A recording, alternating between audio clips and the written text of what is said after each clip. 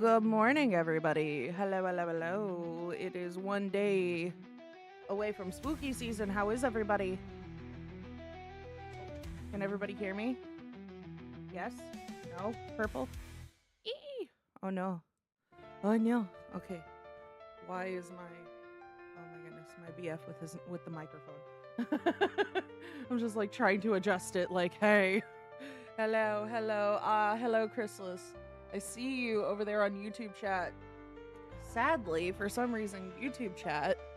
Yes, Crimson Candy. Yes, hello. How is everybody liking the Halloween look this year for this year's Halloween? Yay. Like, I tried to do some things. I'm still trying to figure out how to do the lighting with stream elements and VTube Studio. So forgive me if it looks a little wonky. Is it creepy? Is it creepy? Good. Oh, give me a sec. Can everybody hear me well, or is the music too loud? I can turn the music down just a little bit. Just a little bit. Just a little bit. There we go. How is everybody? Oh my goodness. Yes, this is kind of like my first Halloween chat. Yes. Okay, let me put it back on. Yeah, so I can see, because for some reason YouTube chat is not working with OBS this morning. I tried to set it up on OBS. So I'm thinking, give me a sec. We're just gonna pop out the chat here, I think. So that way I can see everybody and talk to everybody, hopefully. Because for some reason it's just not letting me add it to OBS. I don't know what's going on. I blame YouTube, because for some reason I got like a monkey popping up being like, oh, there was an error. I'm like, oh, okay. It is what it is, yes. But how is everybody liking the Halloween look? I mean, I was trying to like decorate too. I did a little bit of decorating, you guys. We got our candles out. We got our pumpkins, all of our pumpkins. Oh my goodness, I love me some pumpkin. I love me some pumpkin. Oh, I'm gonna turn that down in my headset. It's really loud. Yeah, there we go. Yes, but I decided to, it's like literally tomorrow is like the first day of October, so I thought, why not? Let's do some decorating. Let's talk about spoopy season. Because I have crippling depression. I need something to make me happy. I got my coffee in tow. Yes.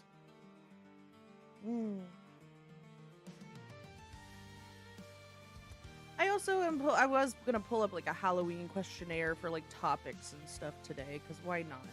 There's also that. And I think I have a few spooky videos saved. If anybody wants to watch some spooky videos with Aqua Candy today, we'll watch some spooky videos. Because why not? It's gonna be spooky season tomorrow. Yes. Yes! I'm excited. Are you excited? I'm excited. Let's go. All right, give me 1 second. Where is?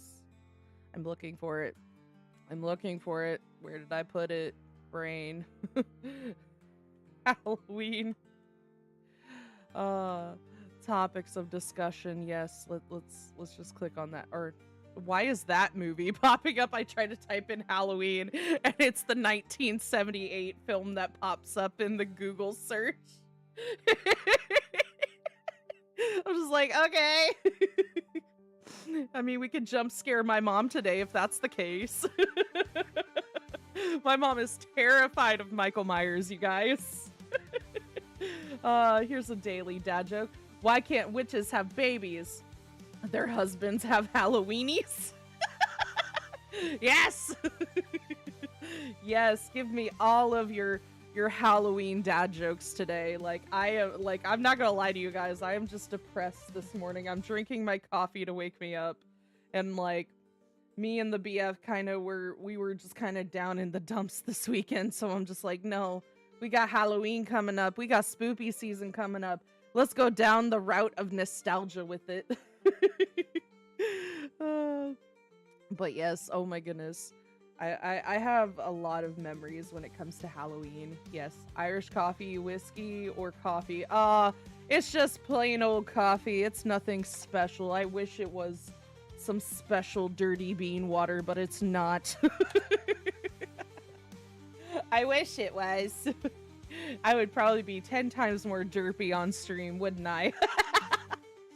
To be fair, I am a giggly drunk. I am more giggly than I am sober, if that makes sense. You got that Insta coffee? No, it's just plain like coffee pot coffee. With some oat milk for creamer because I can't have a lot of dairy even though I torment myself with cheese. Oh well. It's worth it.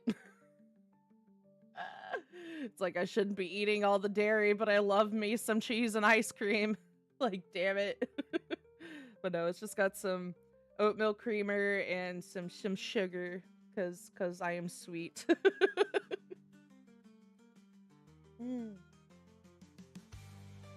Oh, goodness.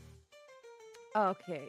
So, I'm just going down the list of Google search stuff because I want some topics of discussion today on spoopy season because why not? It's fun.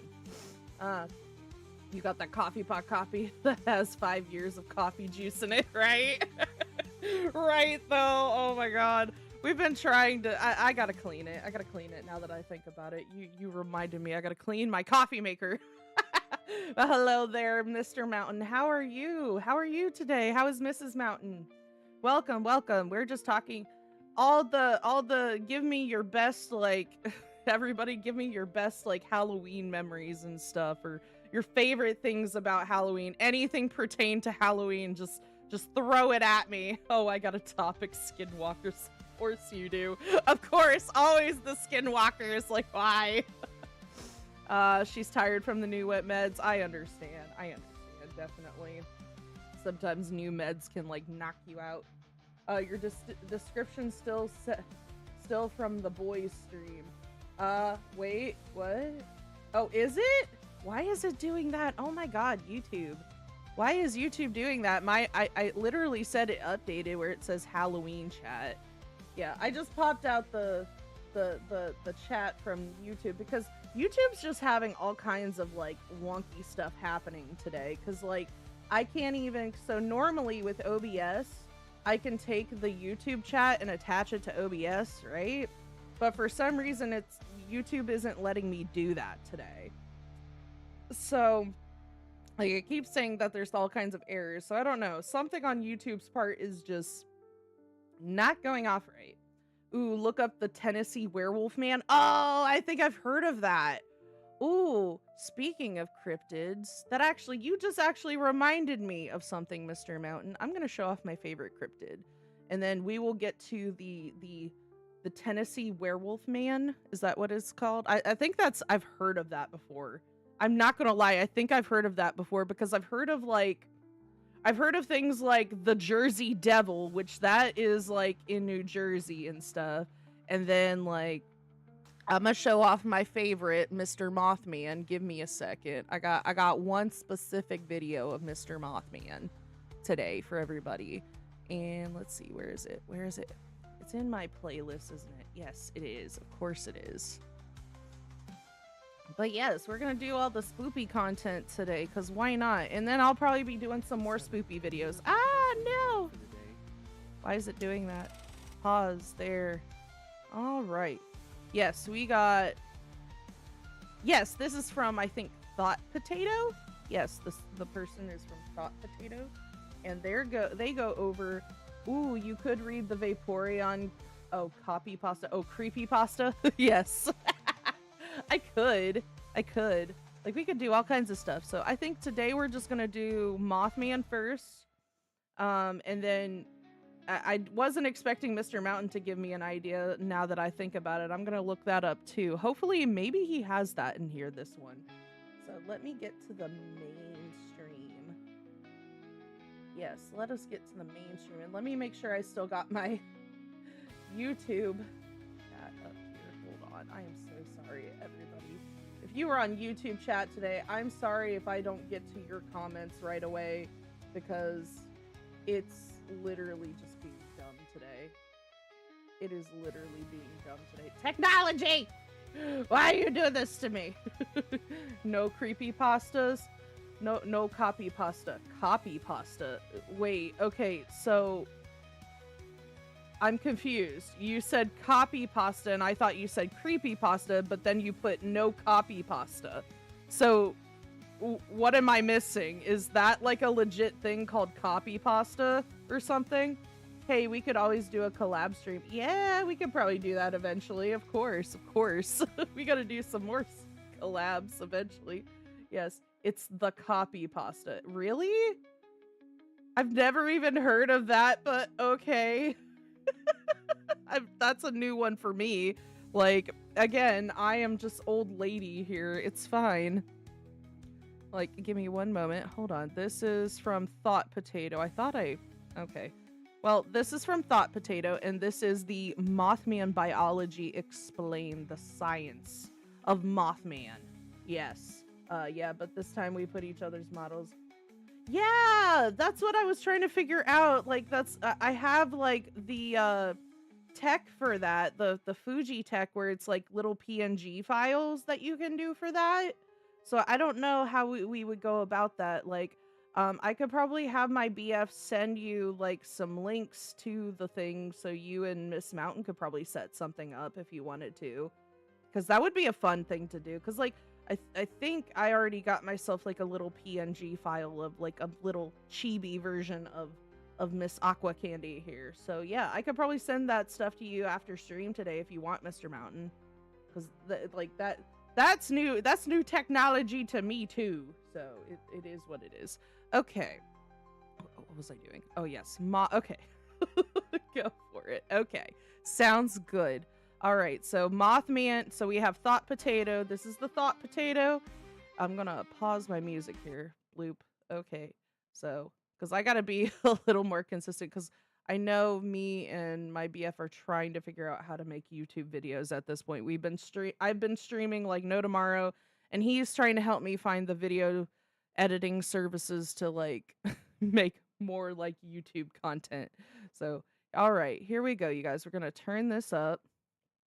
Yes. And today we are going to watch, it's by Thought Potato, and it's Mothman Biology Explained, the Science of Mothman. All right, are we ready? Let me know if it's too quiet, you guys. Okay, let's go.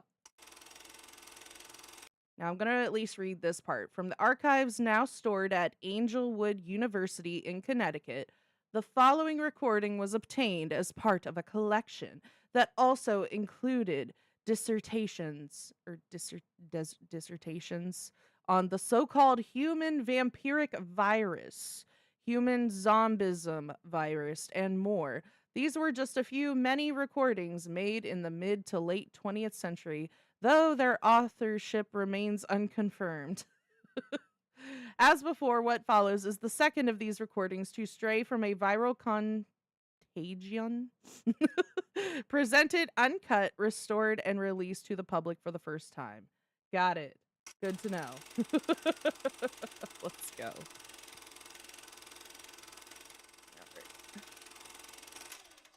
It seems that humanity has always been fascinated with the supernatural. We long to catch a glimpse of it, a realm just underneath our own, an anaglyph of realities. We sense that if we only had the ability to perceive them both, the true image would come into focus. But sometimes it seems the image shifts, and this supernatural realm breaches the delicate veil of our own. Sometimes Look at him. Look at the little Mothman. Look at the little Mothman. Yay. the consequences He's my favorite. are far from benevolent. On a cool night in November of 1966, a specter of unknown origin All right. So this article right here, that Mothman, would you believe, a sandhill crane? Okay, this was written by Ralph Turner. I'm assuming in the 60s. Okay. Gotcha. The case of Mason County Monastery, or Mason County. The case of the Mason County monster may have been solved Friday by a West Virginia University professor. All right. So one thing I want to at least clarify is that Mothman, the reason why I like it, I don't know, I always found it very mysterious when it comes to Mothman. Essentially, the gist is he originates from like West Virginia, the border of West Virginia, Point Pleasant. There is actually a statue that they have created in Point Pleasant that you can go visit in West Virginia, as well as a Mothman museum. So yes, this is kind of a big local thing in itself. So I've always found interest in it. Anyway, go.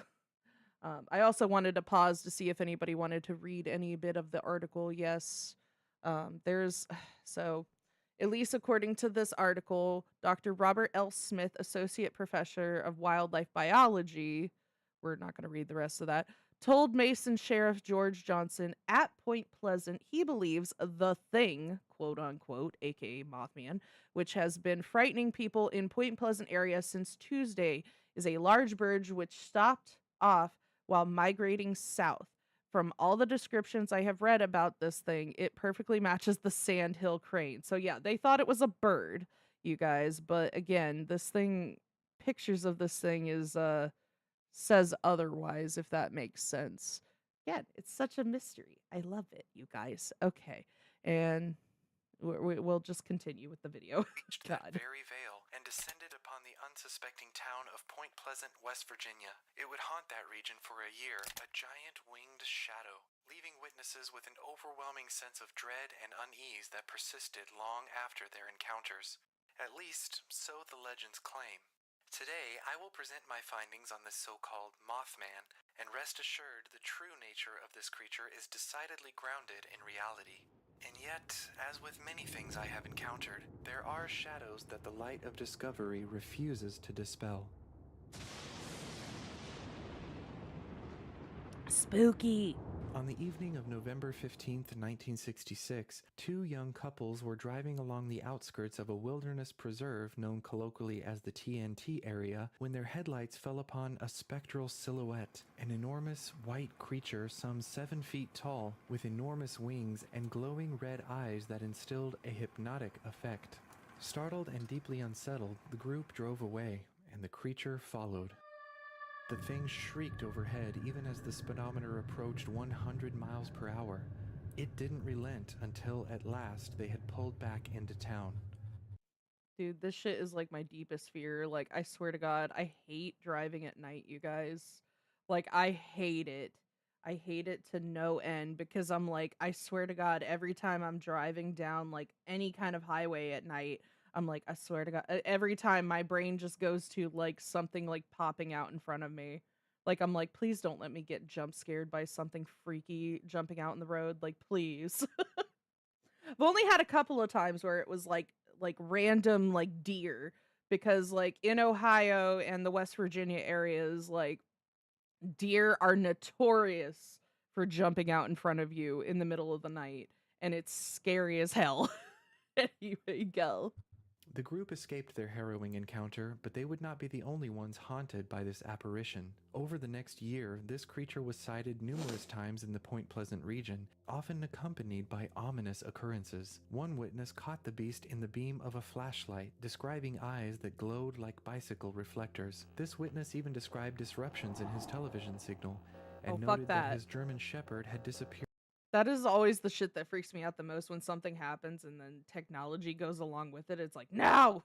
Without a trace that very night. 13 months after the first sighting of what would come to be called the Mothman on December 15, 1967, commuters were just leaving work for the day, crossing the nearby Ohio River via the Silver Bridge. Suddenly, the din of traffic was interrupted by an ear-splitting crack, almost like a gunshot. Before those crossing the river had time to even register the sound, the Silver Bridge folded like a deck of cards, collapsing into the water and dragging 46 souls to a watery death. Following the Silver Bridge tragedy, sightings of the Mothman, which had been a semi-regular occurrence to that point, dwindled to zero. Residents of Point Pleasant, reeling from the loss of friends and family, couldn't help but make a connection. Was the Mothman a herald from another realm, perhaps sent as a warning of imminent disaster? Or was it a malevolent spirit breaching a natural boundary and leaving destruction in its wake? In either case, though it seemed That's like the mystery of the Mothman is like we're not sure if it's something malevolent or benevolent, if you will, like good or bad. But the legend kind of goes like, again, he disappeared after everything collapsed. So everybody's just like, oh, was that a bad omen? Was that an omen? Go. To disappear following that event, those affected by these sightings were plagued by a far more primal question. What will happen if the Mothman returns? There is little point in delaying my findings, my valued listener. In short, the so-called Mothman is neither supernatural nor any kind of bizarre hybrid. It is, in fact, a very large strigiform owl, though with some admittedly unique qualities. I must also admit that the idea of the Mothman as Can I just say that owls are absolutely adorable? Like, I don't know why I find them adorable, but I do. They're so cute in their own oddball way. related in the news, at one point seemed to me nothing more than a misidentified crane or heron, blown out of proportion by sensational media coverage. In truth, I was prepared to dismiss the accounts entirely, so when my sponsor assigned the Mothman research to me, I was surprised. Nevertheless, I have encountered stranger things, and so I determined to find the truth.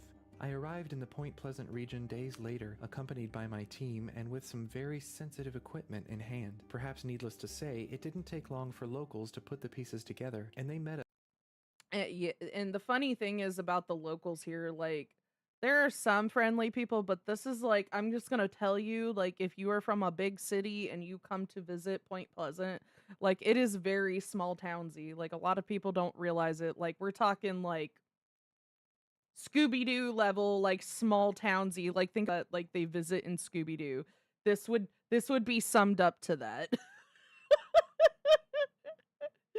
Go. With a strange mix of emotions, relief, perhaps to think that they weren't crazy after all, and trepidation that perhaps this phantom could actually be real. We began our search at what we determined to be the source of the initial sightings of this creature, an abandoned World War II munitions storage and manufacturing facility spread over some 8,000 acres. This area is studded with numerous earth-covered bunkers and buildings that now lie in ruin. During the day, it is little more than an interesting location, but after nightfall, when the moonlight reflects off the concrete monoliths, it's difficult to deny that a deep sense of otherworldliness blankets the region like a low-lying mist. Strangely, More like probably fucking creepy, like every freaking abandoned place looks at night. Not totally admitting the fact that I've always like visited like these creepy abandoned places with friends.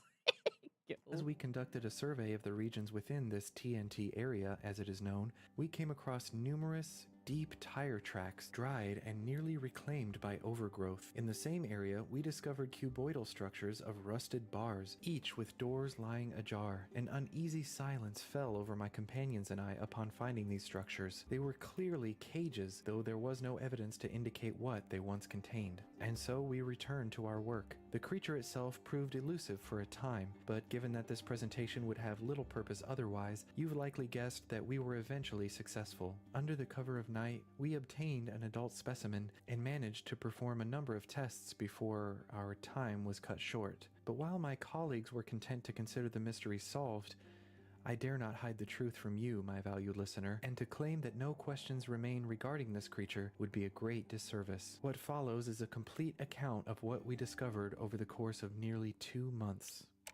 The world of cryptozoology is fascinating, perhaps in part because even to the skeptical, they awaken our imaginations. They Yes, very much so. Because, like, at the end of the day, when you think about it, have we truly discovered every single creature on this planet? Have we truly discovered every single thing? Like, I know we've discovered a lot of things, but I still like to think that at least there's a little 1% of the world and all the things in it is still a mystery, but that's just me. Yeah. remind us that the world still contains its mysteries. Today, writers, video game designers, and dungeon masters create their own mysterious and fantastic worlds, each populated with creatures, people, and cultures all their own. The problem Yes. is, as these worlds grow, it can be difficult to keep track of everything. But with World Anvil, even the most complex world building is a breeze. With its robust Oh, I guess we're going into the ads today. Cool. Tools, you can Let's write see up if I can get detailed past accounts it. for Oh, each my of your bad. species, races, characters, and regions, and use the built-in autolinker Oh, function to okay. keep It's track got of how like they relate maps to and or stuff. descend from one another. Or you can start by basic Anyway, features is fully interconnected. Whether that world my angle bad. for yourself, dungeon master planning your But next that looks campaign, cool, or that game. Okay. Let's as see. I mentioned There we go. before, in reality, the Mothman has no relation to insect nor human. This was a name likely chosen for the image it invokes in the imagination, and to that end, Yes. it is very effective. But other than possessing wings and Like, dude, just go back. Imagine. Just imagine real quick. Like that thing. This thing. Just standing at the end of your bed like, hello. It's like, wait, hold on. Hold on, I made coffee for this. Hold on. Just have this thing standing over the side of your bed, just like, no, wrong button, wrong button. Ah! Of course I did. It's fine. No, wrong way, back, back. See, this is what happens when Candy fucks up shit. Okay, where was I? Where were you? There. But dude, like just imagine that thing and just like hello. Just like no, thank you. I don't like that. Stranger danger. This is the downside of the toggles, you guys. I'm trying to figure out the toggles. Like I press a toggle button and then it sends me back to the beginning of the video. My bad. Okay, go. I mentioned before, in reality, the Mothman has no relation to insect nor human. This was a name likely chosen for the image it invokes in the imagination, and to that end, it is very effective. But other than possessing wings and some tufts of feathers that could be mistaken for antennae at a long distance, my observations quickly led me to the true nature of this creature. Indeed, Vatisnox appalachiensis, as I have called it, should likely be placed in the strigiform order, alongside Wait, come again with that word? What? Indeed, Vatisnox Vatisnox Appalachianus or Appalachiansis. God, I feel like Nemo trying to say anemone. Anemone. Go. Chiensis, as I have called That's it, a should word. likely be placed in the strigiform order, alongside similar largely nocturnal birds of prey. I should note here that though binomial nomenclature is preferable for academic purposes, for clarity I will occasionally revert to the common vernacular. Mothman, yeah, like I feel like that's probably the easiest thing you're gonna have there, buddy. Just call it Mothman. Just call it Mothman. Of this creature's visage is simply its size. Certainly, it dwarfs even the largest birds of prey by an order of magnitude, and though I would require a greater sample size to accurately determine average size, I can safely infer that wingspans of up to 10 feet and heights of nearly 5 feet are not uncommon. Vatisnox, as a distinct clade, likely lies outside Strigidi. Like, think about that. 10 feet. 10 feet wingspan, dude. That is huge. The true owls and Titanidae, the barn owls. Most likely, its lineage split from a proto-strigid ancestor. Look at you! Look at you. It's Hedwig, you guys. It's so cute. Anyway, look at the little owl. I get distracted. I'm doing creepy videos here and I get distracted by the cute animals. Hello at Raising Streams. This is my first Halloween chat and we're going over some spoopy videos. Right now we're going behind the science of one of my favorite cryptids of all time, Mothman. Love me some Mothman. I love me some Mothman. I want him. Dude, it makes me so sad. I used to have a car. Like, I drove my before it got repossessed, my last car, it got repossessed. It makes me sad. But, like, I had at least one trip that I could always go through. There was one trip I was able to go through. I went on one road trip at least before it got repossessed, thank God. And I got a Mothman sticker and put it on there. I don't have that Mothman sticker no more. I would like to get some Mothman plushies, though. Oh, I would love that. Yes, we're gonna watch some spoopy. If you ever see me donned in my red devil-like skin, like, you know, the cartoon devils, like that's kind of what it makes me think of anytime I look at this look of mine. I think of like the old-fashioned cartoon devils on TV. If you ever see me looking like this, we're watching some spoopy content, okay? This is my spoopy avatar for spoopy stuff. It's like 11:46 p.m. where you're at. Nice. Okay, gotcha. Gotcha. Well, you enjoy the spoopiness of this video because I enjoy spoopy season. We got one more day until spoopy season, so I'm just getting an early start. Let's go.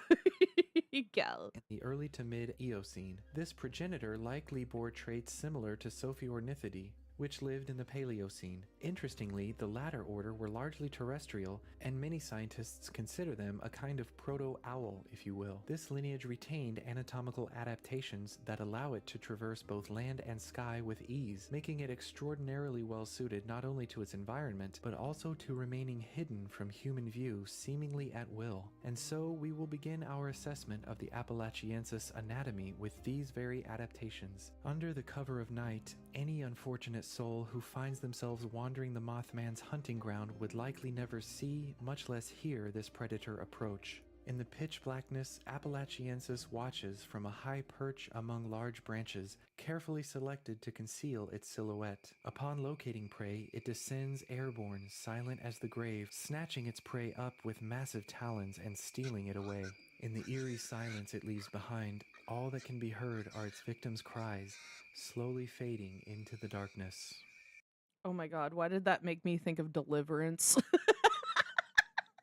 That's an old movie. That's a very old movie. I guarantee nobody has probably ever heard of that one except older generations. There's like an old movie called Deliverance, and like there's a part in it that's like where the crazy people make the victims like squeal like a pig, and I heard the squealing of like piggies, and that's what that made me think of. I'm like, why? You think you watched it before? It's kind of similar to it was the movie, we'll put it this way. If we didn't have the movie Deliverance, we wouldn't have the movies like Wrong Turn or The Hills Have Eyes and stuff like that. That's kind of what that movie is based on, but it was like from back in the 70s, I think it came out. But yeah, there's a part in it where like, yeah, they try to make him squeal like a pig, and that's all I could think of when I heard the piggy squealing in the background. You should try watching Scary Comp in YouTube. Yeah, I'll probably do that right after this one for sure. I'm going to be streaming for a little while today. A little while.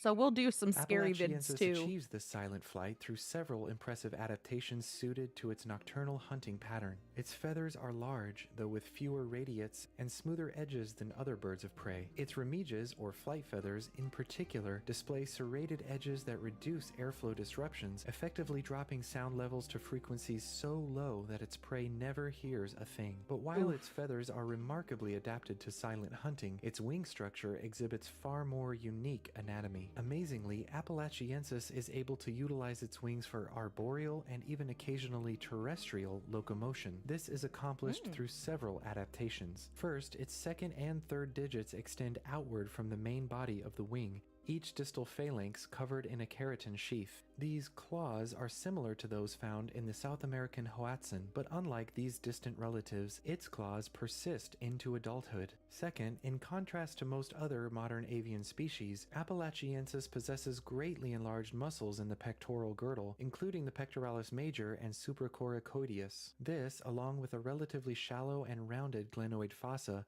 allows the pectoral girdle to support its weight on the ground, as well as facilitating movement not only in the Oh, look, he's about to take off, isn't he? He's about to take off. Oh, God, I love owls. I'm not even like a bird person. I cannot take care of birds to save my life. Like I have killed too many pet birds by accident. But like, oh my gosh, they're still so pretty to watch. Like I'd rather just see them free out in the wild. That's just me though. Go. transverse plane in a flapping motion, but Whee! also in the anterior-posterior plane, or front to back. Similar enhanced musculature can be found in its hind limbs as well, wherein the peroneus, flexor, and gastrocnemius muscles appear particularly hypertrophied. Third, hyperflexible bones of the wrist, including the carpometacarpus, scapulohumerales, and radial and ulnar, allow the Mothman to rotate its entire wing to allow for more articulate, grasping movements. Lastly, though I have yet to determine the exact mechanisms, it appears that Appalachiensis has undergone some very unique nervous system adaptations. While Oh. climbing or moving along the ground, Appalachiensis is able to move its forelimbs in cooperation with its hind limbs, with each limb moving in a traditional quadrupedal pattern. Indeed, they are able to utilize a synchronous flapping motion while in flight, while adopting an asynchronous motion on the ground or in climbing, despite the Oh, former being okay. a deeply ingrained behavior in normal avian nervous systems. The reason for these adaptations is simple. By essentially crawling through branches and along the trunks of trees, Vatisnox appalachiensis is able to obscure its large body much more effectively, while also giving it It's like a child looking at a toy that he really wants in a toy store, but his parents can't afford it, so he's just torturing himself by staring at it. Right. Right. much more maneuverability to escape detection. Oh, These traits likely interesting. arose as a response to predation, but given the size of these creatures, what predator this could be is still a mystery. In any case, these adaptations likely account not only for Dude, this is my biggest fear, like driving down the highway and like I've accidentally ran over a dead deer before, you guys. Like it scared the ever living daylights out of me and I didn't even realize I did until after it all happened. Like it was like major speed bump. It came out of nowhere. I was like, "What the fuck?" Scared the living shit out of me. Like I called up my ex-husband at the time. I'm like, I think I ran over a deer. He's like, how do you know if you ran over a deer? I'm like, well, let's see. There's deer blood on the side of the the car. Something stinks. I see fur." I was like, oh my god. Because it was literally like on one side of the road too, so I didn't even realize what had happened until afterwards, and I had to stop the car and pull the side of the road. Like, but it's like this shit scares me just because I don't. This is the reason I don't like driving at night. I don't want to run into some nonsense like this, you guys. I just don't. Anyway, eyewitness reports and artistic interpretations of a humanoid being with like even on a realistic note, there are some freaky people. There are some freaky people that like to hide in the woods, okay? There are some weird, crazy people. They just go off in the woods and they live. They live their life, okay? I don't care what anybody says to me. All the woods and national forests are serial killers like playgrounds, okay? Be careful out there, folks. Anyway, go. distinct arms and legs, but could also contribute to its ability to avoid human contact for vast stretches of time. Paired with its apparent ability to intentionally hide from observers is another adaptation. Its coloration. Overall, the Mothman is dark and difficult to see at all Okay, after you have a good nightfall, stream. but a mottled cryptic plumage also Bye. serves to mimic the Bye. irregular shadows of the forests in which it dwells. While an astute observer who knows exactly what they're looking for could potentially pick Appalachiensis out of a tree line, it would be nearly impossible in even mild, low-light conditions. And the simple truth is that, like other purely nocturnal hunters, barring some extreme circumstance, this creature is never active during the day. Indeed, in my own investigation, this Mothman proved exceptionally elusive. This is partly due to the fact that, though I had thought to use imagery from the recently launched Landsat satellite to assess the creature's alleged habitat, I discovered that images of the TNT area did not align with our land-based survey. Huh. Even now, I'm unsure what might have caused this discrepancy. But of course, it seems that no creature can remain hidden from human interaction forever, and given its size, it was only a matter of time.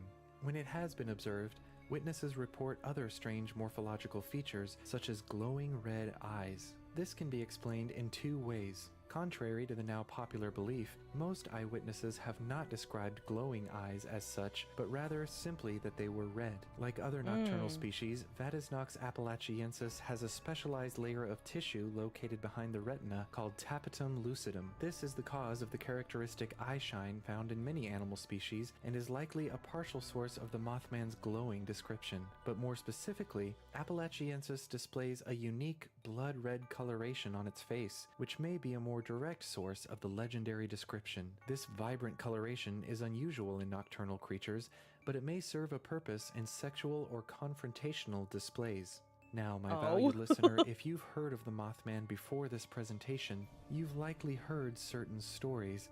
Like those alluded to previously, it is said that the Mothman appears as an omen just before some great tragedy. Famously, in '67, it was the collapse of the Silver Bridge, which killed 46 people. Around that time, numerous residents reported nightmares, technological disruptions, and even otherworldly visitations. Surrounding all of these, and along with the sightings, many reported a deep sense of unknowable anxiety and dread. For thousands of years, the owl has been associated with death and evil. The Hochangara of Wisconsin believe that they are messengers, harbingers of dark powers. In Mayan religion, I didn't know they are that. emissaries from Xibalba, the place of fright. In fact, an old saying I can't take that word seriously. Shibulba. Shibulba always makes me think of Road to El Dorado. They're like, it's like, does he wish to give it to Shibalba? To Shibalba? To Shibalba! Okay, I'm done. I'm just being a derp. Good morning, in Mexico everyone. is translated, when the owl cries, the Indian dies.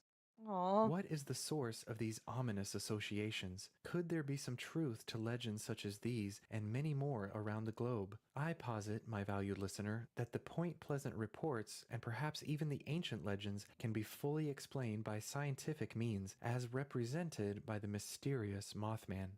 Direct behavioral observation of Vatisnox appalachiensis indicates a very distinct vocalization, one that sounds in some respects like the screech common among strigidiforms. However, upon hearing the vocalization for ourselves, my team and I noted an acute emotional reaction, which we later described as unease or even dread. Presented here is a recording made late one night within the Clifton F. McClintock Wildlife Management Area, known locally as the TNT area.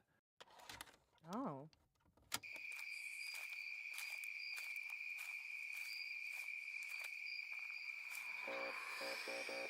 Oh, God.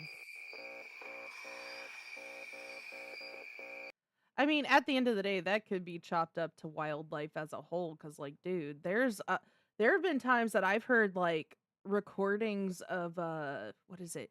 Cougars, like the cat cougars, like, they'll sound like a crying child.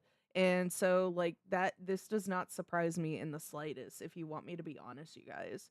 Like, there is wildlife out there that can sound completely different than what you would expect.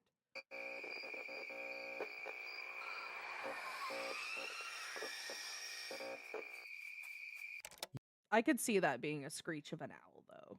Using sophisticated machinery used to detect a wide spectrum of sound frequencies, I believe I have discovered the cause of the dread, nightmares, and even technological disruption described by the citizens of Point Pleasant. The call of Vatisnox appalachiensis produced readings well below 20 Hz, lower than the limit of human audibility, decidedly classifying it in the range of what is known as infrasound. In the animal kingdom, frequencies this low are rarely produced, but they can be found in the lowing of the elephant and the deep song of the whale. In both animals, these low-frequency calls are produced at decibel levels approaching that of a thunderclap and can travel more than 6 kilometers over land. In the water, these sounds can travel thousands. Most interestingly, however, are the effects such frequencies have on humans. It has been well documented that even a tone of 17 Hz causes feelings of unease or sorrow, producing chills down the spine or nervous feelings of revulsion or fear. Some believe that infrasound was the cause of the tragedy at Dyatlov Pass nearly 20 years ago. Furthermore, it is my belief that even certain sightings of ghosts can be attributed to infrasonic sounds, but that is a hypothesis for another time.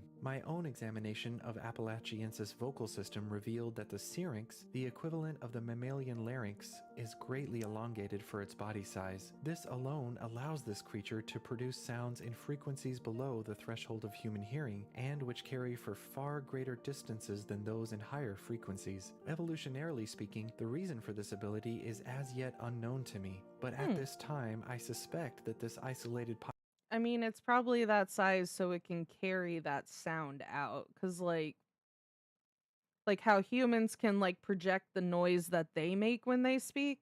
Like it's funny, there are times that like my BF, he'll I'll talk in my normal voice and he'll be like, "You're being so loud, like quiet down. I'm right next to you." I'm like, "Dude, I'm literally just talking my normal voice." And it's honestly like when it comes to projecting the sound of your voice, like it's like you can project as much noise as you can breathe out. That's what I've always been told. So, I could see that also carrying on with animals as well, but that's just me. Population is not alone in the Americas. In fact, if recent reports in Cornwall and Italy hold any credence, it is possible that similar species are more widespread than previously believed. If this is the case, long-distance communication between such isolated populations could be necessary for the survival of this and similar species. In any case, it is clear that, as with many bird species, the location of the syrinx at the divergence of the pulmonary branches means that infrasound can be produced independently of the higher frequency vocalization. Occasionally, however, these vocalizations overlap, emitting a truly haunting song. In nature, however, infrasonic sounds are not only produced by living organisms. Sustained, low-frequency sounds commonly occur as the result of severe weather, earthquakes, volcanic eruptions, lightning, and tornadoes. It is believed by many that certain animals can detect these sound waves at great distance, and many species, such as dogs and cats, have been observed fleeing shorelines hours before deadly tsunamis strike. Such sounds Hello, Veeds. How are you today? We're just watching the science behind Mothman, and we're actually going into a portion of the video that actually has to do with animal calls and noises and the way some things affect animals, in fact, with it. There is the theory that it could be potentially like an owl, certain species of owl that was potentially what Mothman was. So, in general, I feel like it gives like a little bit of insight to what something could be. Because that's also the one thing we have to remember as human beings, you guys, is that our imaginations and our brains can play with us like no tomorrow. They can play us like a fiddle. So it's like it's in within our own thought process and perspective we have to determine the difference between fantasy and reality. So yeah, anyway, just this is really interesting. Sorry. It's almost at the end of the video though. We're going to get into some scary compilations after this, you guys. But I love the science of learning behind this. Let's are go. also produced by man-made structures, perhaps even by unstable eye-bars in certain suspension bridges. It is my belief that Vatisnox appalachiensis is drawn to disasters like a duck is drawn to a hunter's call. To some observers, this behavior And that could be a possibility too. I mean, vultures are also very similar to that sense of like if like even dude, as an example, I guess when it comes to since I'm a mermaid, sharks actually have really good hearing, you guys, and they're actually attracted to shipwrecks or any kind of like ship sinking. Like they will hear it from miles away and will be attracted to it. So I wouldn't be surprised if this particular owl was attracted to this. It's a possibility because like vultures will hang around and sharks will hang around. And I think it's just them being scavengers in the sense of like, oh, this is big noise, something's happening cuz usually when shipwrecks happen, they're aware of the fact that there's going to be bodies in the water. There's going to be a food source essentially, which is what attracts them to the shipwrecks. Also another thing is that like vultures will stay in certain areas if they're aware of the fact that there's a food source nearby. And it's a very just kind of like it's more instinctual than anything, especially for animals that are known to be scavengers. So yeah, you never knew that. What about the sharks? Yeah, I didn't know about it either until there was a shipwreck that I researched a long time ago. We'll have to do a video on that one too because it's actually really sad. But it's interesting on like the historical side of it. But anyway, I'm getting off topic, you guys. Let's go. makes it appear as a harbinger of doom, its red eyes and dark silhouette completing a truly haunting visage. Even to those who have not seen the creature, its call elicits a deep sense of foreboding in the human psyche, causing nightmares, fear, and even brief hallucinations. This call produces a sound inaudible to us, and yet somehow we hear it deep within ourselves. Drawn out of its normal hiding places, it is likely that Appalachiensis took this opportunity to hunt, as the local owner of a German Shepherd sadly discovered. Oh, But now, my valued listener, I must beg your indulgence once more. For up to okay. this point, we've discussed the biological systems of a creature that, for the greater part, bears some resemblance to animals with which we're familiar. I was fortunate enough, however, to observe this creature in its natural habitat. Upon Oh, close examination, its methods of locomotion, its vocalizations, its appearance, and even its alleged ethereal qualities are relatively easily explained. Still, it is the creature's size that gives me pause. Certainly, yeah. raptors of great size have been catalogued. Blakiston's fish owl, for example, can reach wingspans of nearly 7 feet, and the Eurasian eagle owl stands up to 30 inches tall. Neither of these, however, can equal the monstrous 10-foot wingspan of Appalachiensis, nor its standing height of nearly 5 feet. This Yeah, that was the other thing that the creature that they spotted had like they estimated it for it to be roughly a 10-foot wingspan. So that would probably throw me off too. I don't blame him for being thrown off by that. Despite its cryptic coloration and impressively stealthful behavior, it would be difficult for a creature of this size to go undocumented for so long. It is possible that the Mothman grew to such a size in response to environmental pressures, such as competition from other raptors, which may have forced it to seek larger prey, thus increasing its size accordingly. And certainly, the mountains of Appalachia conceal countless secrets, but I cannot shake the feeling that something occurred in this region just before those now famous 13 months. I have yet to ascertain what this might be, but I have rarely found my hunches to be wrong. Still, if this is the first time, I will feel nothing but relief. I bet. I have documented a great many previously undiscovered creatures, and I am honored to be at the forefront of this important research. But while legends often speak of these creatures as physical threats to humans, the Mothman is unique. Though it instills fear, rarely is it perceived as a vicious killer. Instead, it is an omen, a harbinger from another dimension. It is what Horsley calls an emissary from the id, a manifestation of Point Pleasant's collective unconscious. In short, the Mothman isn't frightening because it preys on human flesh. Rather, it seems to prey on the mind. Though the creature itself is biological corporeality, for humans it represents not a physical threat, but a threat to reason. Indeed, it is my fear that the Mothman represents not only those aspects of the world we don't yet know, or can never know, but in fact those that we are not allowed to know.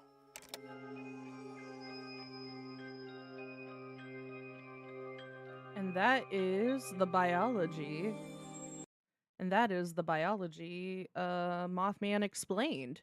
I found that rather interesting because, again, it does put it into perspective that it could be potentially something that we're just not aware of. However, I will say this, I still enjoy the stories of Mothman. All right. Now, I think Mr. Mountain came in and mentioned, let me see, where was it? The Tennessee Werewolf Man. So there's that. But then I also have people like saying, "Hey, let's do some scary compilations." Right? Right? So, I will Oh, excuse me. Big burp. My bad. We're going to do some scary compilations, I think, for now. And I will save, let me write that down actually. Uh Tennessee Werewolf Man. Because that's also the other thing a lot of people don't realize with the span of the Appalachian Mountains, you guys. Um, it was rather funny when I first met oh, hi bot, bye bye bot, get out of here bot. We don't want bots. Bots are bad. That was the funny thing about when I talked to Mr. and Mrs. Mountain. I didn't realize they were more so in Tennessee. Because, like, I'm thinking in my brain, the Appalachia Mountains, the Appalachian Mountains, I'm thinking, oh, like West Virginia and stuff. But I forgot, like, the Appalachian Mountains spans across multiple different states, you guys. Multiple different states. Give me 1 second. I'm trying to find a pen. Where'd the pens go? Oh my gosh. My pens disappeared. But I will save that for another day. Tennessee Werewolf Man. Eee. Werewolf man. Arr. Werewolf. Yeah. Man. Yes. We will have that for a video for another day, for sure. Oh, yeah, they are huge, and there are so many stories. Yes, yes. And then there's other cryptids I want to put on this channel too, like what's another one? Wampus cat. Wampus cat. I should write that down. Wampus cat. That one's an interesting one too. Give me one moment, everyone. There. God, I'm writing shit down. Wow, when did you change your model? This is actually the same model, the Suica model, right? I changed to the Suica model like a few weeks ago, and this is just a red version of that. I can do all kinds of different colors and stuff, you guys. Like, look, look, look. Hold on, hold on. Let me turn off my red look real quick. I'll show you. I'll show you. Okay. Here's my regular look, you guys. And here's my red look. Ta-da!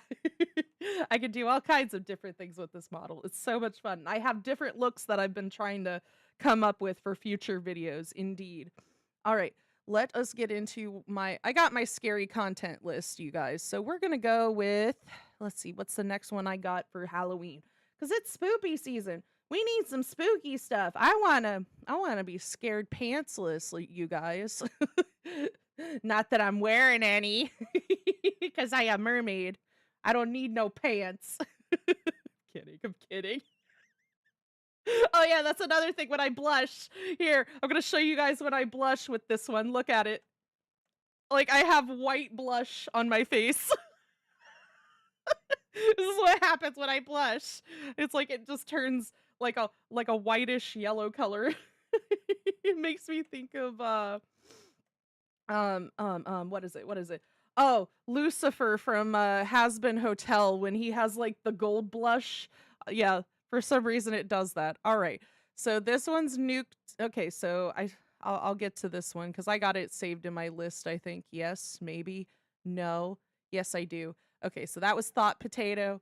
So the next one we got is top 25 scariest videos of the year, Nuke's top 5. So we're going to click on that one. Yeah. Cuz I can do that. Ooh, oh my gosh. That was loud.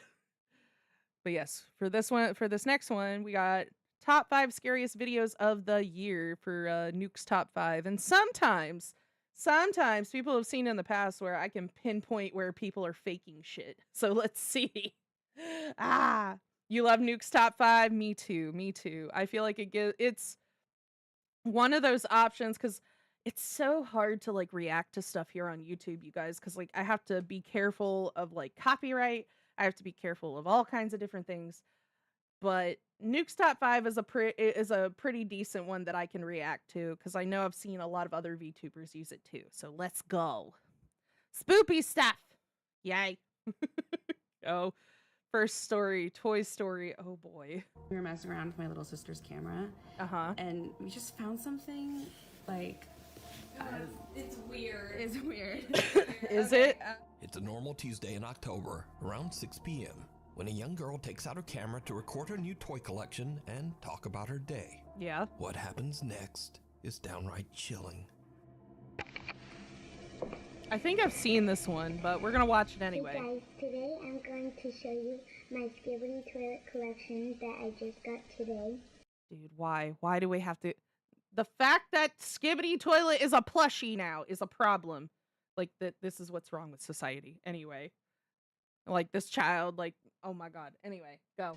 Skibbity Toilet. Toy store and they had The thing looks freaky enough. Like, how can you be scared? Dude, it's like, how can you be scared of something when you have this thing sitting in your bed? Like, look at how terrifying that is. I would hate that.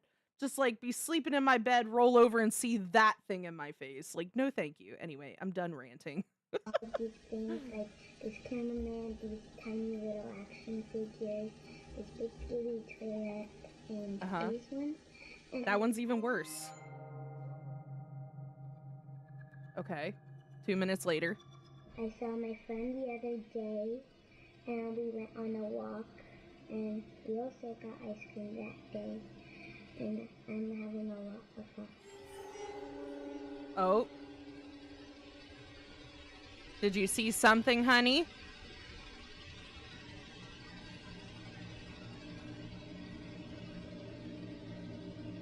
What'd you see?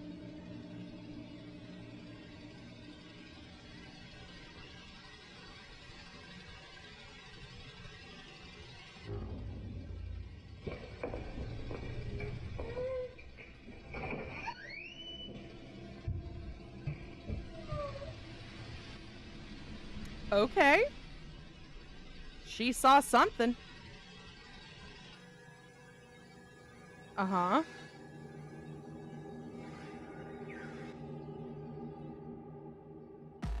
Fucking A. Jesus Christ, that scared the fuck out of me. Fucking. The little girl looks up and seems frozen in fear as she stares at something. I wasn't ready for the shadow across the fucking... Someone could easily fake that, but still, I was not ready. My goodness. Oh, scared the living daylights out of me. I'm like, no, I don't need that. Shadow people, go away. We can't see. She stares motionless for over 20 seconds, and then gets up and hurries out of the room. The camera continues to record and captures something. Yeah, that. To follow her. Later, the little girl's older sister getting jump scared already. Right. Hey, Candy, how's it going? We're watching some creepy videos. Tomorrow is the first day of October, so I'm getting started on the spoopy season content. Hello, how are you, Silent Abyss? I just got the shit scared out of me by a shadow. Yay! To be fair, you guys, I do get jump scared easily, but I'm also that person that's just like, wait, I see where it's fake. It's okay. Let's go. Mary Lewis is looking through the camera's footage and finds this strange recording completely by accident. Oh, so she was on the toy camera and this is what they found. Okay, got it. Charity shares Sorry. the clip on Instagram and says that before viewing this video, she had no idea that her little sister had experienced anything strange. To this day, the recording remains a mystery. I would say, like, dude. Up on the housetop. I would have asked her, at that point I would have asked her, I've been like, what did you see? What did you see? Like, did they even bother to ask that poor child? Like, my goodness. An urban explorer checks out a group of small abandoned buildings in the middle of nowhere. Of course they do, because you know what? That is just something teenagers do, whether we want to admit it or not. I can't sit there and lie and say I've never been to an abandoned building before. This is what kids in Ohio do when they're bored. We find abandoned buildings, we stop by the nearby Steak and Shake, have some Steak and Shake, and we go to the abandoned building. That's what we do here in Ohio. Anyway, go. Deep in the woods of Poland. Eventually, it gets too dark to explore, and he decides to leave. But hanging around till after dark seems to have... Like, let's go, gang. Urban exploring seems not particularly safe. No, it is not. It is literally not. You shouldn't be doing this, you guys. Nobody should be doing this. But I know there's some teenagers that do it, including myself. I've done it. I've done it. I can't even lie. I've even had the shit scared out of me by like caretakers of buildings. They'd be like, hey, you kids, get out of here. We'd be like, oh shit. Like take off running. Like we didn't do it. I didn't do it. Especially in the dark. Exactly. Oh my God. All the nostalgia though from it for me. It's okay. I was only partially a good kid. I was like the good kid that went under the radar, you guys. I was always the good kid that went under the radar. They're like, oh, Candy does good. Candy's a good kid. She don't do nothing wrong. Uh-huh. Uh-huh. As I sneak off with like the rest of the bad kids to go look for shit. Gal! Anyway. A terrible mistake. Don't do this. Just don't do this. Oh God, the woods. I don't like that. What's that noise? What the fuck? What's on the roof? What's on the roof? Oh, you're not gonna fucking show it? Oh, whatever. Oh. You could have had what? Dude. You could have had one of your buddies climb up on top of the building being like, oh, I'm spooky. Anyway. Oh, you're back? See, I told you we get to the spooky videos. We're watching the spooky videos now. Again, this guy could have literally had one of his buddies get on the roof and act all spooky and then just made it look like this. Someone can be seen chasing the now panicking urban explorer. Uh-huh. And whoever it is seems to have come from right off the goddamn roof. The urban explorer runs off into the woods to escape. I love how he's just off the goddamn roof. I don't know, that's how I'd probably feel about it too. Just like, what the fuck, dude? Like, what are you doing up there? Oh shit. And then like take off running the moment they hop off the roof. Oh, you're gonna go yet again? Okay, fine, bye. We're just gonna watch some spoopy videos, huh, you guys? Let's go. But whoever this strange person is now seems to be following him. No. Run away. It's the boogeyman. No. Oh god. You guys see that? Hold on. Let me go back just a little bit. Just a little bit. Look at this motherfucker.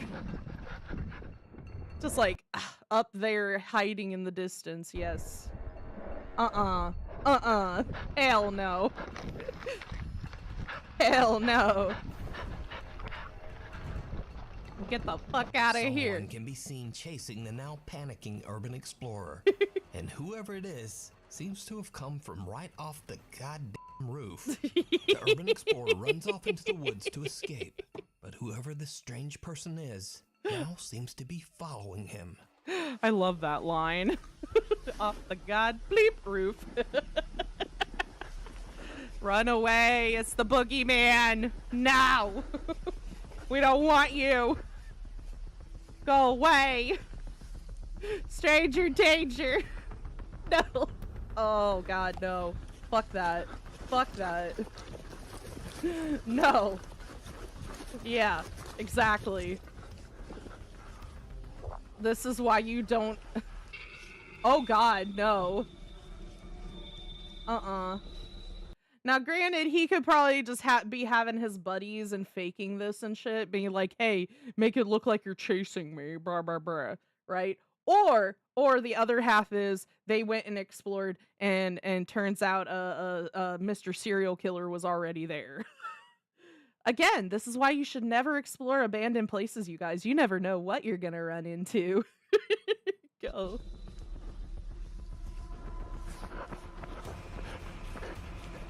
Right, though. Thankfully, the urban explorer makes it home safe and shares his footage on YouTube. I bet. A curious viewer points out just how pale. I love how he's like, oh yes, they made it home safely so we could have this footage. I'm like, well, yeah, obviously. Otherwise, it's like, how did this... It cracks me up because I'm sitting there, I'm like, okay, then how did we get this footage if they were never found? You know? It's like, oh no, that's so dark. Although I'm not gonna lie, that makes me think of what was it, Drake and Josh, when he's like, when people go skydiving, some of them don't make it to the ground, and Josh is just sitting there like, where did they go then? Like, that's where my brain logic is. It's fine. But dude, it's just like people voluntarily do this shit to themselves, and then they wonder. The unknown stranger seems It's like you poke the badger, you're gonna get the claws. to be. Another viewer claims that they too have visited the abandoned buildings, and that they also saw this same creepy man. Oh yeah? Either way, this strange...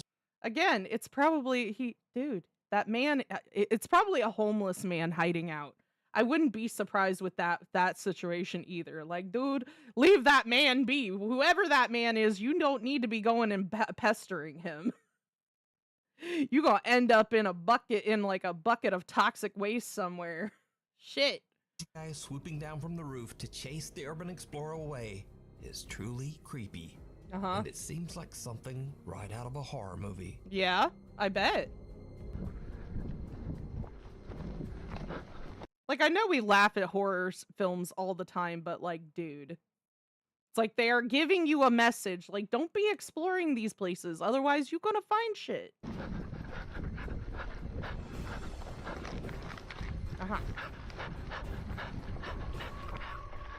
gotta run. Crisis. Okay. Alex Cantrell from the YouTube channel Underground Oh, I hate shit like this too. Like, dude, this gives me claustrophobia. Go. Explorers is invited to explore a cave on his friend's ranch in Texas. But the cave is partially submerged in water, making it hell very no, difficult no. to enter and explore. You're gonna Now, drown. I'm going to go ahead and say that this video is not exactly anything paranormal, but it is very scary and 100% real. It's a See, this is the shit that scares me because, like, this shit is real, you guys.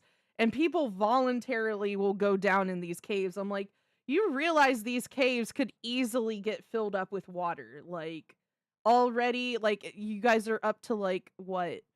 Maybe not even ankle deep water, probably knee deep water, I want to say. Like, the shit can get filled up the moment a rainstorm happens. Like, this shit is real. This is real shit that you shouldn't be. Oh, anyway. All the claustrophobia today. Right, you're just like, nope, exactly, same, scary no if you're thank even you. the slightest bit claustrophobic. Now, in accordance with YouTube guidelines, I want to stress. Oh, YouTube guidelines. Hold on, before we get to the YouTube guidelines, but like, this actually makes me think of, there is a place in Tennessee called, there's a place in Tennessee called Ruby Falls. And I know Mr. and Mrs. Mountain said they've seen it plenty of times. I've actually never explored there, but like if I ever go to any like cave systems or anything, I'm like, there better be like a trail or something for me to follow. I ain't doing none of this shit. I ain't crawling down into no hole. Fuck that. Okay. It's a homeless person. Yeah, it's a skinwalker. Probably. Everybody's always saying a skinwalker. Dude, I see it all the time. Every time I watch like, who is it? Eddie VR, when he's watching scary videos, they're like, it's a skinwalker, Eddie. That's always a fucking skinwalker, ain't it? Go. No one was seriously injured in this video. Totally. All the footage was recorded by a professional cave diver. You hear that, YouTube? Nobody was injured. Nobody was injured, okay? Do not attempt this yourself. Nobody was injured in this footage. Everybody's okay. Do not attempt to do this yourself. Don't do this at home, kids. So, Alex is joined by a few of his friends as they begin to explore the frightfully small cave. All right, who's got the oxygen meter? I don't see that. Look at this. We got an oxygen meter now. Oh. So people won't be mad at me. So yeah. What's that show? Carbon monoxide. Carbon dioxide, carbon monoxide, hydrogen sulfide, and low oxygen. Oh, okay. Pretty much everything. Yeah. Nice. We got the action adventure twins here helping us out. As you guys are like, Matt, check the I love how he breathes into it like. Go. oxygen. Oh, danger levels. Breathe on it a little bit. Danger. Yeah. Waterproof? It is. Is it? But I don't think it's gonna work too well if like the little intakes get clogged with water. Yeah, it's gonna be hard to keep that thing out of the water. Yeah. Oh, God. Oh, I didn't even realize. Okay. I didn't even realize there was water sitting there right there, you guys, until he crawled down into it. Okay. Go. Wait, is it beeping already? Is it? Well, see, I immediately dunked it underwater. I told you. So, you know, Of course you did. Of course you dunked it underwater, you idiot. Give us the accurate. Or the entire cave has bad air. Ooh, that's not good. That's not good. Oh, hell no. Hell no. Look at how tight that space is. Hell no. Oh my God, I would cry. You guys. I would not want to go in there. Nope. I will watch everybody else go in there. I ain't going in there. I'd be like Winnie the Pooh, okay? I am a big floofy girl. I would be like Winnie the Pooh getting my ass stuck in there. Fuck that. No. No. Never. I don't like that.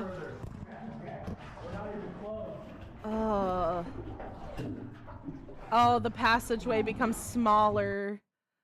Cave divers dumb for real, especially those people who crawl into crevices they barely fit. Right though, I'm like, dude, I mean, I get it, like the sense of exploration. Like, don't get me wrong, like me and my BF had a conversation the other day, you guys, where I told him, I'm like, dude, if I could ever afford it, I would travel the world. You guys. I would live like freaking Esmeralda, traveler dream, okay?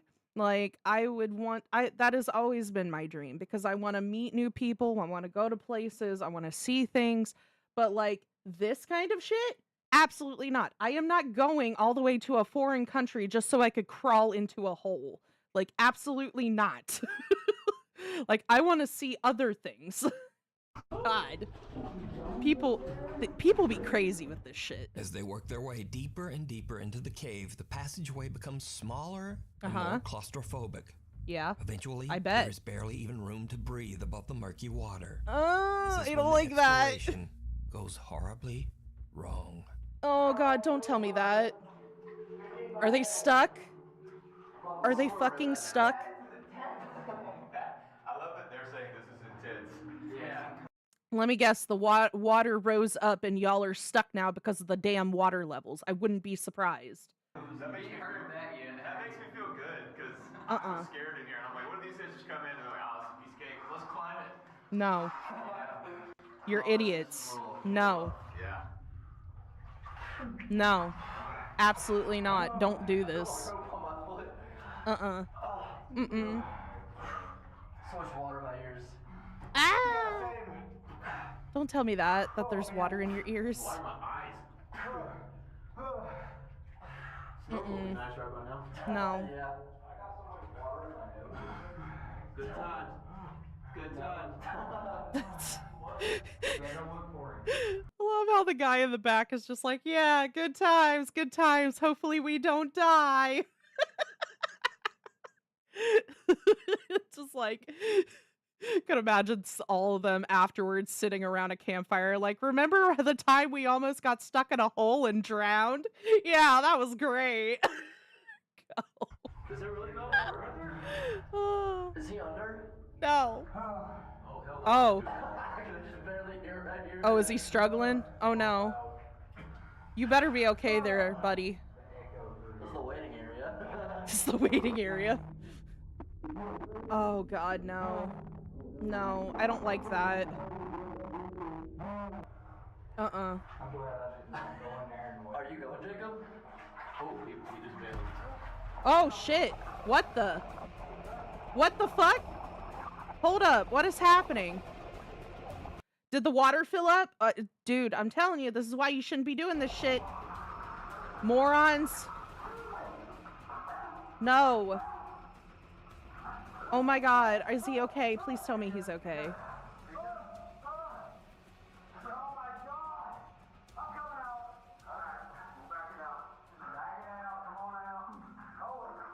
Sorry, dude. I just saw your comment. Like, what's the end goal? It's not like there's some great view at the end or anything. Exactly. I'm like, what is the point? What is the point? They looking for Davy Jones' buried treasure, you guys. That's what they're doing. They're looking for Davy Jones' locker. Like, why? I hate Alex's this. friend and fellow cave explorer Jacob is a little further ahead in a part of the cave that is so submerged that there's barely room to breathe. As he ducks under the murky water, Jacob becomes confused and panics, breathing in a mouthful of the dirty water. Ew. In a terrified frenzy, he tries to back out of the cave as fast as he can, but he slams into Alex, dragging him underwater too. Are you serious? Luckily, the two That's guys what make it out happened? safely, with only So first dude got freaked out and decided to like knock his other buddy over. Oh my God. Again, stupidity at its finest. only Go. a few scratches to remind them of the terrifying incident. No.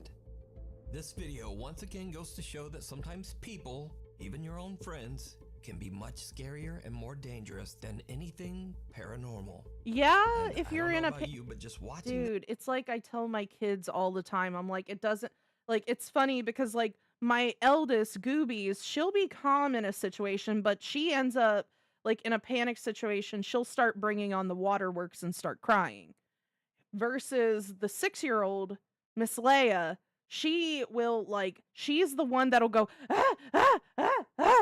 like literally start hyperventilating and shit in panic situations. I have to tell them all the time. I'm like, every time you freak out in a situation, you're not going to think clearly. And that's the advice I can give to anybody. The moment you start freaking out or screaming or hollering or being all over the place, like mentally, you're not going to think clearly over any situations. Like, this is a situation where you need to keep a calm, level head. Like, my goodness. Like, if he would have, dude, it's like if he wouldn't have, like, say if the water filled up in the cave and he did that same exact shit, like, he could have killed his friend by accident by doing that. Like, oh my god. Anyway, enough of my rant. Like, fuck that. Now, oh my god. You can watch this entire exciting cave exploration and many more over on the YouTube channel, Underground Explorers. No, I'm good. Knock, I'm knock. good. Late one night, a group of friends decide to film them. Like, it makes me think of, like, the grottos that you would see in a lot of mermaid folklore and stuff. I've always liked the concept of, like, having, like, my own grotto as a mermaid or something. That would be great. Like, I would love that. It's because, like, some of it can be so pretty, like Ariel's grotto from, like, The Little Mermaid and stuff. But realistically speaking, underwater caves are scary, you guys. Taking a spooky dare at a local school that is said to be haunted. Oh, is it haunted? A haunted goes school? That if you Yay! go around to the back of the school and knock on the nurse's office door, someone or something will knock back. Ghosties? Go. It's like Satan, is that you? Not it, not. No, go. Says, okay, so it's just the same. Okay, knock. Knock harder. Uh-huh. No. Let him. Oh, fuck that! A sudden loud No. scream sends the girls running in terror. No. Now, unfortunately, the original creator of this video has basically disappeared off the internet. So for now, whatever happened next remains a mystery. They dead. They gone. Nuke's Top 5 viewer Sophie reached out to us about a very creepy video that her friend Laura recorded in an abandoned railway tunnel in Hassel, Of course she Germany. The tunnel was built in 1890 and it was used extensively by German troops during World War II. That makes me think of, there's actually a place in Southeast Ohio. Yeah, I'll just not do that, thanks. Right though. Exactly.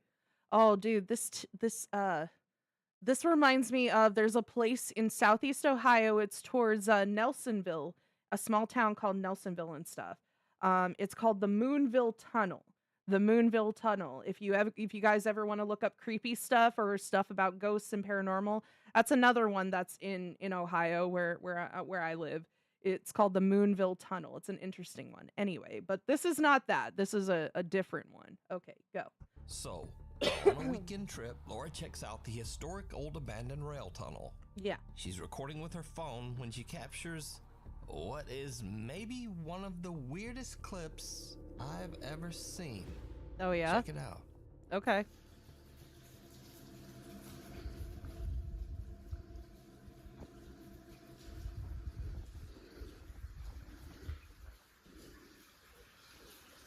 Uh-huh. Oh, I hate this.